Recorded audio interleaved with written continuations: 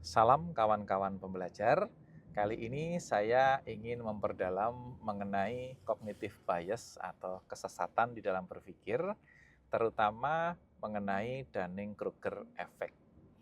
Ini adalah sebuah fenomena yang pertama kali diteliti oleh dua orang ahli psikologi bernama David Dunning dan Justin Kruger.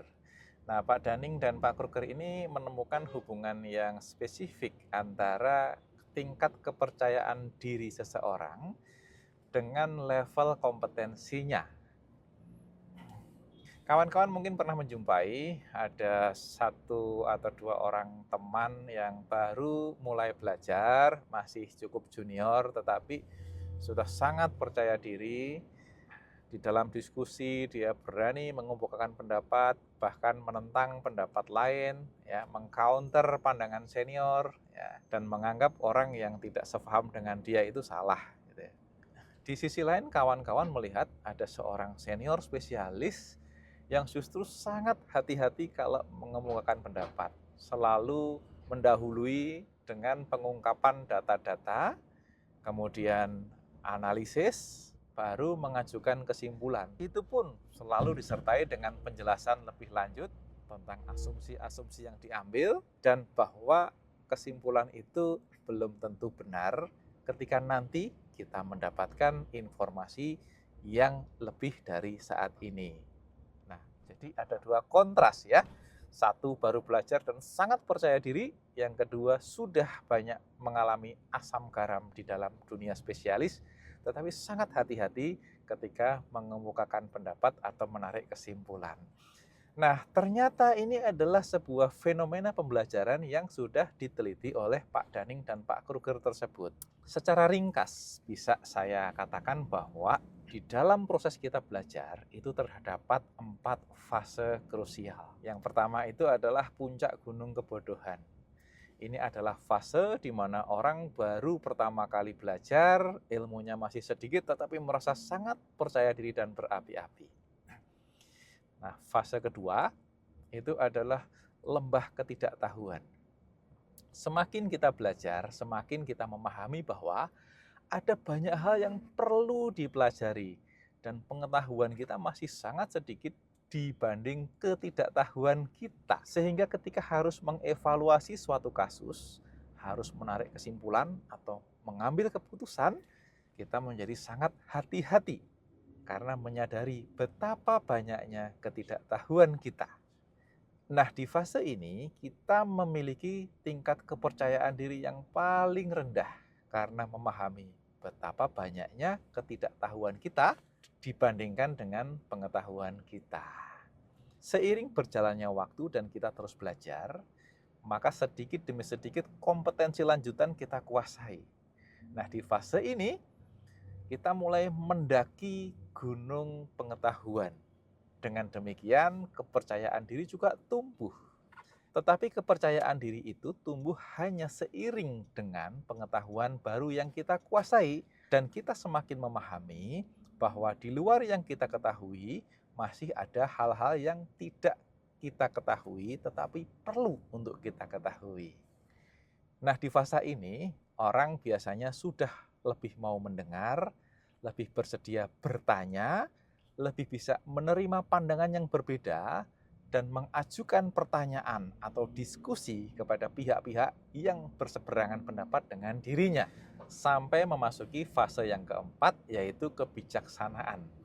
Ini adalah fase di mana kita menyadari bahwa sudah banyak hal yang kita pelajari dan kuasai, bahwa kita sudah menjadi ahli di dalam bidang yang kita kerjakan, bahwa kita sudah menjadi rujukan bagi banyak pihak dan diandalkan oleh organisasi kita untuk melakukan analisis dan mengambil keputusan, tetapi kita juga menyadari kompleksitas dari kompetensi kita, kompleksitas dari masalah yang kita hadapi, dan keterbatasan informasi yang kita miliki, sehingga ada risiko-risiko yang belum kita petakan.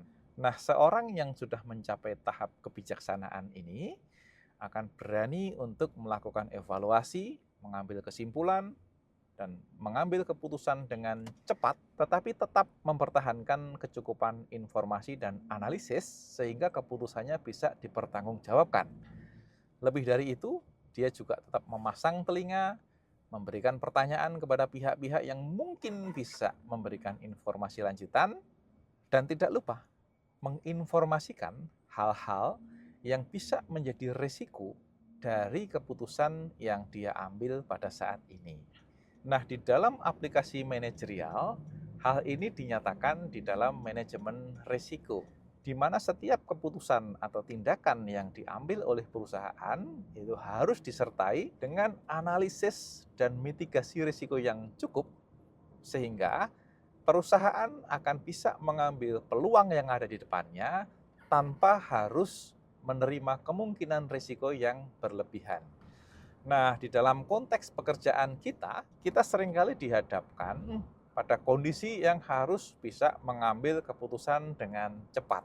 Hal yang penting untuk selalu kita jaga adalah di dalam setiap pengambilan keputusan atau kesimpulan itu sudah didasari dengan analisis yang cukup, dengan informasi yang cukup juga, dan apabila terdapat hal-hal yang seharusnya diketahui namun belum diketahui, hal tersebut juga harus diungkap dengan jelas sehingga kita bisa mengukur risiko dari pengambilan keputusan tersebut, dan dengan demikian menghindarkan perusahaan kita dari kemungkinan menanggung risiko yang tidak terukur. Ini adalah sebuah proses yang tidak bisa dipelajari secara textbook saja, tetapi akan kita kuasai seiring dengan bertambahnya pengalaman lapangan, pengalaman penugasan, dan perjalanan hidup kita masing-masing. Yang terpenting di sini adalah jaga sikap rendah hati, selalu terbuka untuk belajar dan mendengar, gali analisis dan opini dari pihak-pihak yang berseberangan pandangan dengan kita, sehingga kita bisa memiliki sudut pandang yang lengkap atas suatu masalah sebelum kita mengambil kesimpulan. Bagus juga untuk memiliki kawan diskusi yang bisa mengkritisi analisis yang kita lakukan dan menguji kesimpulan-kesimpulan yang sudah kita tarik sebelum menjadi keputusan profesional. Selalu miliki sikap rendah hati, selalu mendengar, kembangkan juga keterampilan untuk mengajukan pertanyaan-pertanyaan yang tepat sehingga bisa memancing counterpart diskusi kita atau pihak-pihak yang memiliki informasi untuk bisa menyajikan informasi dan analisis yang kita butuhkan di dalam pengambilan keputusan.